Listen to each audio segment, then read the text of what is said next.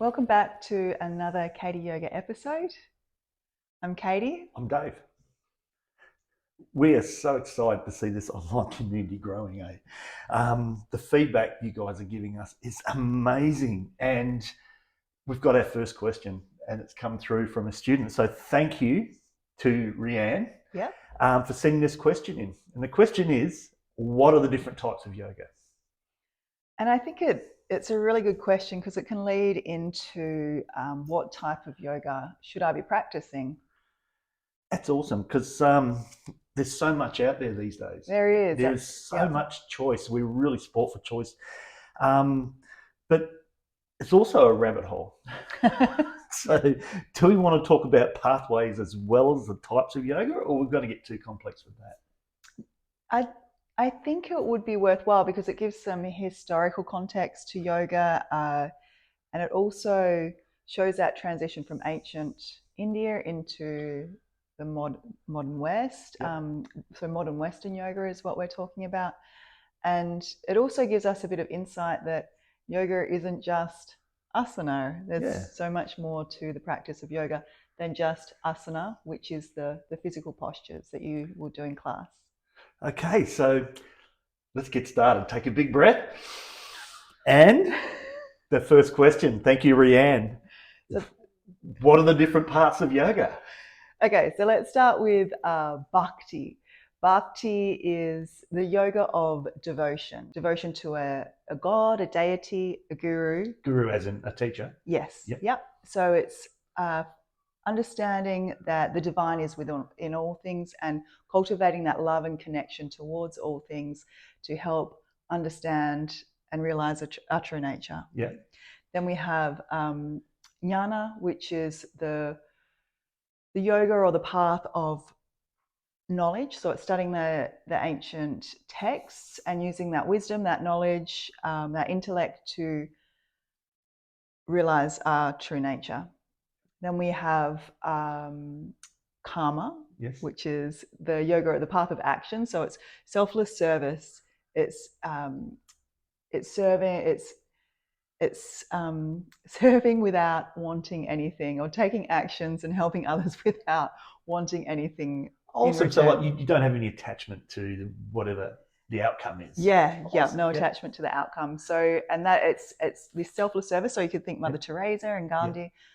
Doing this selfless service as a way to connect with your true nature. Wow. So how long has these paths been around?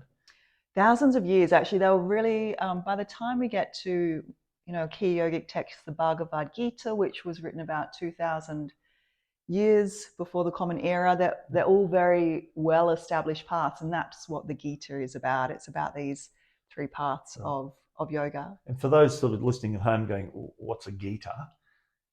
That's one of the texts from. It's one of the ancient texts. Okay, cool. Yeah. And we will get into that down the track about those sort of things. Yeah, cool. So, in terms of these three paths, is any one like in modern day more popular than the others? I think probably, from what I've heard and seen in India, Bhakti is probably the most practiced one in India. Okay. And that's from your trip over there, and and. For the West, I think it would be Raja Yoga. Yeah. I would say Raja is another path, and it comes a little bit later than the Gita. It comes around the start of the common era, and it's the key text for Raja Yoga is Patanjali's Yoga Sutras. Okay, so you mentioned Raja as being one of the West's yogas. How come I keep hearing this word? Well, we hear Hatha, but it's pronounced Hatha. Hatha, yeah. So Hatha is another path, and it's often described as a subset of Raja. So Raja is the path of meditation, and it's a really practical path. It's working with consciousness and our mind, and practicing meditation as a way to help connect with our true nature. Okay. And then Hatha or Hatha, the subset, is it's yoga with force. Okay, so before we move on to the yoga with force, you keep mentioning this true nature, all right? So What could we understand that to mean? Why are we searching for that? So our true nature. So we can think of all of these practices, all of these paths, like different rivers, all very different, leading to the same ocean. With the same ocean is coming to understand and to learn our true nature, or realize ourselves. Okay, awesome. So going back to, now you mentioned force, all right? Force, So yeah. Hatha uses force to help us do that. Yeah. But tell me about this yoga of force. So yoga of force, Hatha, is using forceful techniques to understand our true nature, to reveal our true nature. Oh, awesome. So it's not like you're actually smacking yourself using force in that. You're actually using the force of maybe a discipline practice and pressure, and pressure and with the poses and heat and also the breath to make and that happen. Transformation, physical. So a lot about physical purification of the body and the mind. All right. So then we're sort of talking about the 8 limbs that are coming in, and following those through would help with that. That'd be So the 8 limbs sits within Raja Yoga, and we can consider Hatha to be the first 5 limbs. So 5 limbs. Awesome, fantastic. And the Raja is the last 3 limbs. And so Raja, just to get my mind clear, is the yoga of meditation. Yoga of meditation. Got you. Okay. So the last 3 limbs, and we're talking about Patanjali's Yoga Sutras, the text we referred to earlier. Within his text, he has 8 branches of the yoga practice. Yes. And the first 5 relate to Hatha. Yeah. The last 3 relate to meditation. And relate to Raja. So the first 5 are what you would find in our Hatha class, where we would have movement, the asana, we would have pranayama, the breathing, and pratyahara, this drawing. This interiorization of, that's awesome. So when we start to look at this sort of stuff here, if I'm a new student and I'm looking for a class to go to, how does that fit in when I'm looking to choose a class? So Hatha, it's interesting because it's confusing. Yeah. It's an umbrella term. Yeah. For a lot of the yoga practice, most of the yoga practice in the West. So if you go to a class which has movement, it has breathing, it has meditation, that's a Hatha yoga class. Yes. However, under this umbrella, when we talk about the different styles, Hatha sits there as a style. Okay. And as a style, it tends to be a gentle practice, perfect for beginners. Yeah. Slow moving, less flow. Oh, awesome. So, but when you talk about the Hatha, what about something like Iyengar? Iyengar. So under this umbrella of Hatha, we have Hatha, and we also have Iyengar. Yeah. We have Ashtanga. Yeah. We have Vinyasa flow. Yes. Yeah. Yeah. And so on. So Iyengar comes from BKS Iyengar. He was a student of Krishnamacharya, and Krishnamacharya is considered to be the father of modern yoga. Yeah. And a lot of these guys were his students, weren't they? A lot of the guys coming to the West and popularizing yoga in the West were Krishnamacharya's students. Yeah. That's awesome. We've actually got a portrait painted by Jenny Waugh from down south on our wall in our studio of Krishnamacharya, just to pay tribute to the impact he's had on yoga in the West. So if you visit the studio for a class, if you haven't already, if you're already coming and wondered who the guy on the wall is, now you know the answer. Yeah, he's a very, very influential in yoga. So when we talk about Iyengar, I know that you sometimes draw the joining of Iyengar and Restorative. How does that sort of fit together? So Iyengar, the technique is very alignment focused. There's often a lot of props used and can be quite therapeutic as well. And so from the Iyengar movement, we also have restorative yoga coming out as well as a style. So you might have been to a class where you lay over bolsters and you rest, and there's like a handful of yoga poses that you do. And it's all about eliciting a relaxation response. So you should be held and supported by the props and be able to deeply rest. So we have a restorative class online Yes. that Yeah. you can, if you want to join onto our online classes. Sneaky plug. I like it. Sneak that in there. Yeah. Yeah. So restorative is a beautiful practice, and it's really about truly and deeply resting and healing the body and the mind. But when you look at it from a Iyengar perspective, that's a very challenging practice, isn't it? Iyengar can be quite challenging. Yeah. And usually they'd have beginner classes to introduce people to that particular style, and then move on from there, because it can be quite a strong practice, even though it's very slow and the postures can be held for a long time. It can be quite intense. Yeah. But great, because it's alignment based, which I love. So restorative, is that yin? No. That's very definite. No, yin's come out about the late 70s, early 80s, and it is. I think there is a bit of confusion about the two, and there is probably quite a bit of fusion between the two styles now. So you might go to a class which has a bit of yin and a bit of restorative, and hence confusion. But yin is it actually ties in traditional Chinese medicine physiology, not yogic physiology. So it's a little bit different, and it's again long holds. Hence the confusion, long holds in passive postures. But the idea is it is to relax the muscles and to stretch, to lengthen, to release connective tissue. So it's got a different focus to restorative. And it's so if you go to a class where you're holding postures for a long time and it's a little bit, I don't want to say hurty, but a little bit like, this is, I feel a sensation without judgment. It's not good or bad, it's sensation.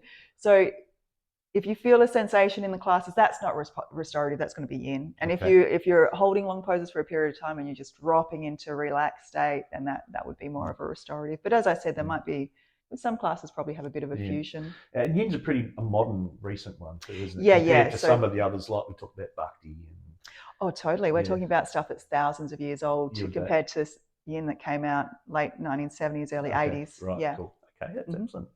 But I also know there's some active styles that people like to do. And, you hear people talk about flow and things like that. Could you tell us a bit about that? Yeah, so Vinyasa flow, and that Vinyasa is probably influenced predominantly by Ashtanga yoga. So Ashtanga comes from Pattabhi Jois, who was another student of Krishnamacharya's, the father of modern yoga. So his style, Ashtanga yoga, has about 6 series, and you need to master the primary series, the first series, before you move on to the next one. It's a very strong practice. It's flowing and intense. If you like a strong practice, it's a good one. And so it's you repeat the practice over and over and over again until you master it. So that Vinyasa is probably influenced predominantly by that, and Vinyasa flow tends to be changing sequences all the time. It might be a slow flow or a fast flow.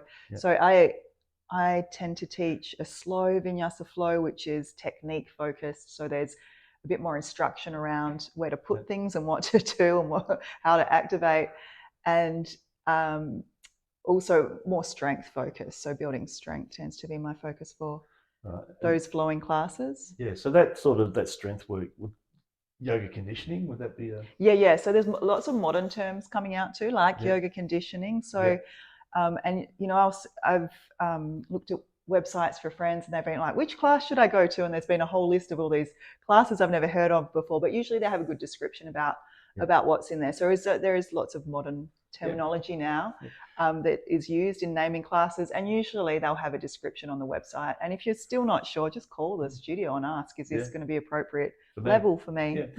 Okay, what about hot yoga? Everyone goes on about hot yoga. Hot yoga, yogis love hot yoga. I've only ever been to one hot yoga class, so I can't talk much about it. Sometimes, from what I understand, the sequence will be quite static holds, or it will be more of a flow. It's done in a very heated room, anywhere in the 35 degrees, 36 degrees up to 40 or even high. Breaks and lots of water drinking, and lots of sweat. I've heard this term used recently, and there seems to be a thing about mixing yoga styles together, right? And I love this terminology. It's called eclectic. Eclectic yoga, and that's how you sort of bring a bit of each into each class, which is quite interesting as well. I have never seen it on a timetable, so come along for eclectic yoga, but it's a thing. It's really cool. All right, so I want to go to a class. I've sort of picked out a kind of a style I like. What if I've got an injury? Okay, so you need to potentially check in with the studio, with the teacher before. It's always good to call before if you've got something that they're going to need to modify, to give them the heads up. So, and our focus is, what we teach is therapeutic yoga. So, and this is in our more gentle classes. Well, even still in our stronger classes too, we would provide interventions for injury or ailments, and we would also try and work at creating optimal functioning in the joints. So more of an orthopedic focus, but also optimum functioning in the different systems of our body, whether that's nervous system or digestive system or mental health, working with these so it's working in a therapeutic approach. You're not there for just movement. It's actually looking at ailments and health conditions and working with postures and techniques suited to those. So these days, like people working a lot with computers and that, sore wrists is a pretty common sort of ailment that people have. So, what sort of things would you be able to help with that if someone came to a class and, I've got really sore wrists? Is there anything you could do there from a therapeutic approach? Oh yeah, definitely. There's, if someone came into class with that, I would potentially change a bit of the sequence to incorporate some stuff specifically on the wrists, and it depends on what's going on, whether it's a little bit of my fascia release or nerve flossing, or whether it would be some strength-based work or learning how to use the hands properly. It really depends on my conversation with the individual, and that's why it's good to call and check first, so the teacher's got a bit of a heads up to think of things to help you. But you can do it on the fly too in class. Absolutely. And one of the other things too is having a mixed class. Like you might have someone with sore wrists, someone with vertigo, those sorts of things. So you get to mix up a few different ones. That's what it's a challenging way to teach, but it's my favorite way to teach when I've got people with a few things going on, and it's adapting and changing to suit their needs, and to hopefully give them something that helps those conditions, or ways to adapt their practice to suit. But really, if they come out and go, oh, my wrist feel heaps better, it's that's great. So another word that you hear bandied around is posture-centric. What's that about? So posture-centric, and I think this is the way to generalize the way we tended to used to teach, where a lot of us used to teach, where it was about fitting the body to the posture, so squeezing the body into the posture. You make it sound like some activewear. Yeah. So now a more therapeutic approach is more of a more modern approach is more of a body-centric approach, where we would adjust the posture to suit what's going on in the body. Awesome. Any examples of where you do that? Yeah, so Tadasana, let's go with something simple. Tadasana. Yeah, absolutely, which is mountain pose. So you're standing, basically. Yes. So classically, you could give the alignment cues of base of the big toes together, heels slightly apart. Yeah. Which, if you've got amazing bone structure, that's going to be great. But I would teach it as feet hip width apart, nice and comfortable, and then orientating the knees so that they point forward. Let the feet do whatever they want, have the knees pointing forward. There's no talking through the knee joint then. And Oh, that's fantastic. So with as a teacher, and you're teaching, do you prefer slower or faster classes?